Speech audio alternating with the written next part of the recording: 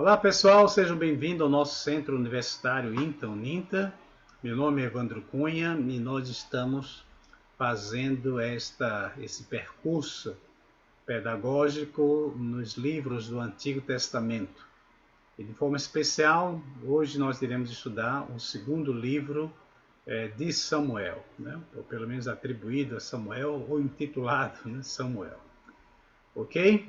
Nós vimos no primeiro Samuel que basicamente, digamos assim, o personagem principal é Saul, né? Embora haja um período ali de transição, embora tenha a figura também de Samuel, né? Davi apresenta-se ali usando assim uma linguagem da narrativas como sendo, digamos, o contrapartida, né, de Saul. E praticamente o livro termina falando de Saul, né? A morte de Saul e também de seus filhos.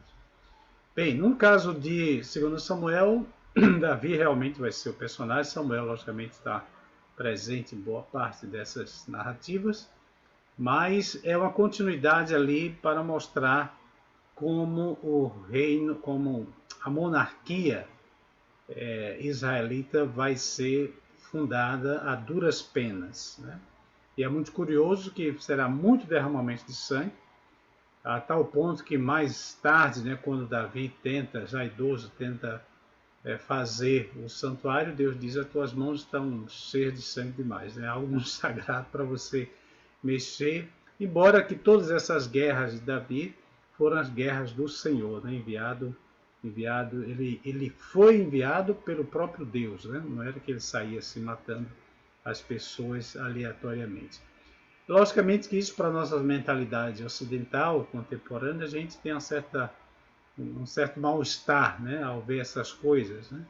Essa guerra santa, porque a gente lembra logo dos fundamentalistas islâmicos hoje, e a gente fica querendo se distanciar ao máximo, né, desses relatos sangrentos, porém reais, na história do povo de Deus, né? O que a gente deve ter em mente, né, que todo esse derramamento de sangue, todo esse conflito que você vai perceber dentro da própria família de Davi, a dificuldade de unificar, como eu já mencionei para vocês, que uma rixa muito antiga entre as 10 tribos e as 2 tribos, as 10 do norte e 2 do sul, que é uma coisa muito antiga, né? Muito anterior a Davi, e que vai perdurar e até mesmo vai, depois da morte de Davi, depois da morte de Salomão, vem a divisão do reino de Israel, né? Para vocês terem uma ideia de como isso era complexo, né? Isso era arraizado, né? E, e a dificuldade para Davi unificar tudo isso. Mas ao mesmo tempo, pessoal, uma série de eventos vão acontecendo, se você prestar bem atenção, né? Que é como se Davi usasse uma inteligência muito grande, né? Fosse um estrategista, e ao mesmo tempo Deus também usasse aquelas situações para limpar o caminho para Davi, né? Primeiro Davi casa com a filha de Saul, quer dizer, de um certo modo, né? Não só com ela, né? Depois com Abigail e tantas outras, né? Mas aquela tinha um caráter político muito grande, né? Porque se você casa com a filha do rei, o rei morre, você tem a possibilidade de, quem sabe, assumir o trono, né? Depois, os filhos, generais, no caso de Abner, né, que é um líder importante, também é eliminado, né? Depois, Esbozete, né? Ou seja, o caminho vai sendo limpado a duras penas, né? E com muito sangue derramado, de tal modo que mais adiante Davi está com a faca e o queijo, como se diz na linguagem popular, capaz de unificar. Os próprios anciãos do norte, né, vêm pedindo aí a reconciliação, etc, etc, e Davi estabelece ali a unificação de Israel. Isso é muito interessante, pessoal, né? Logicamente que isso aí é uma história que não é só de 2 Samuel, né? Isso aí vai além disso. Mas essas coisas que nós estamos colocando aqui para que você entenda que não foi fácil o estabelecimento da monarquia em Israel, embora, logicamente, nós já falamos, que não fazia parte do plano original, pelo menos é o que dizem assim, os primeiros textos, né? Que não era do agrado do Senhor que houvesse aquilo, né? Que houvesse apenas a teocracia, quem sabe até tribal mesmo, e etc. Não sabemos como seria isso, né? Mas, em qualquer modo, a, a monarquia deveria estar atrelada ao sacerdócio e também ao movimento profético, né? E aí a gente percebe, por exemplo, na época de Jeremias, os falsos profetas querendo agradar o rei, etc., né? E sacerdotes também, né, que não obedecem ao Senhor e etc., né? Mas esse triângulo, né, de instituições, ela praticamente é a formação política e religiosa do Estado de Israel no período bíblico, né? E isso vai até no exílio babilônico, né? Tá certo, pessoal? Então, quando estivermos lendo esse livro, não vamos esquecer disso, né? De toda essa trajetória e lembrar que a monarquia, o reino de Israel, de certo modo, refletia o reino de Deus aqui neste mundo, né?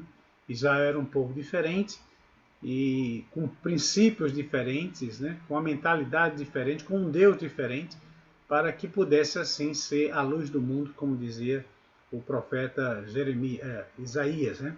Séculos depois, né?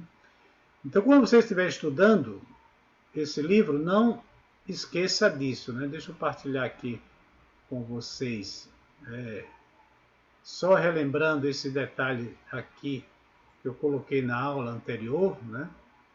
Está feinho, mas é de bom coração. Esse triângulo aqui está Israel, rei, profeta e sacerdote, Samuel está dentro dessa relação, né? De relação com a monarquia, tanto com Davi como também com Saul, né? Deixa eu ver mais aqui.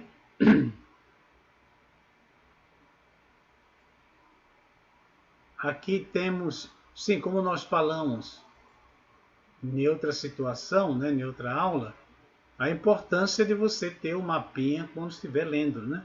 Porque são muitas referências geográficas, topográficas, que tem nesses livros históricos, que se você não tiver um material como esse, você vai se perder completamente, né? Então vai dizer aqui onde é que estava Davi, né? Olha, Davi estava aqui em Hebron. Onde é que está Hebron aqui? Eita, as letrinhas aqui são tão pequenitas, né? Olha aqui, Betseba, que é no sul, Hebron está por aqui. Aqui, Hebron. Olha aqui. Né? Aqui no Hebron. Então você sabe que estava no sul. E por aí você vai vendo, né? Vai vendo as descrições topográfica e geográfica, né? De todas essas narrativas. Porque se você não tem, aqui é Sequem, né? Então se você não tem um mapinha desse na sua mão, né? Aqui é Dan, lá em cima, né? Até mesmo você vai ver na expressão desse livro de Dan a Bexeba, né? Aqui é, Bexeba está aqui. É como se dissesse do norte ao sul, né? É uma expressão idiomática para falar disso aqui. Aqui é Belém, né? Betel, aliás. Belém também está por aqui por perto. Aqui é Belém, né? Bethlehem. Ok? Então isso aqui é importantíssimo para que você avance nos seus estudos do livro, né? Do livro de 2 Samuel, né? E aqui mais adiante nós temos na Bíblia esboçada, né? Você tem aqui toda de forma detalhada o que aconteceu nesse período, aqueles eventos que de certo modo estava preparando o caminho para Davi, né? Você lendo isso aqui, você percebe isso claramente, né? Como todas as tensões, logicamente, volto a repetir, não foi uma coisa fácil, né? Porque vai acontecer uma série de coisas dentro da própria família de Davi que cria realmente até mesmo a própria queda espiritual de Davi está registrado neste livro, né? E nessa queda aí de Davi com Batseba, a gente tem a relação ali do profetizo, né, com a monarquia, né, quer dizer, um profeta que tenha coragem, que coloca a cabeça em risco, né, mas tenha coragem de repreender o pecado do seu monarca. Isso aqui é muito importante, né, porque hoje em dia se fala muito que a gente não deve estar falando nada de negativo das igrejas, né, só louvação, louvação, louvação. Isso é um problema sério, né, porque os profetas, quando viam as coisas erradas, eles denunciavam, né, com carinho, com amor, com autoridade, acima de tudo, mas denunciavam, né? Tá certo? Então, a gente vê todo esse desenrolar para que pudesse ser estabelecido a monarquia. E toda essa tragédia na vida de Davi, né? No momento que Davi obedecia a Deus, ele ia bem; no momento que ele desobedecia, as consequências. E tudo isso aqui, pessoal, volta àquela tecla que a gente tem batido muito aqui, a questão da liderança e a espiritualidade da comunidade. Os erros de Davi trouxeram morte, sofrimento durante décadas. Então, é muito importante a gente inculcar isso na nossa mente, de que nós temos uma responsabilidade como líderes, como pregadores, missionários, evangelistas, teólogos, independentes, essa responsabilidade de incorporarmos na nossa vida princípios que inspirem as pessoas, que melhorem a vida das pessoas, né? Porque, caso contrário, todo esse nosso discurso não vai valer nada, né?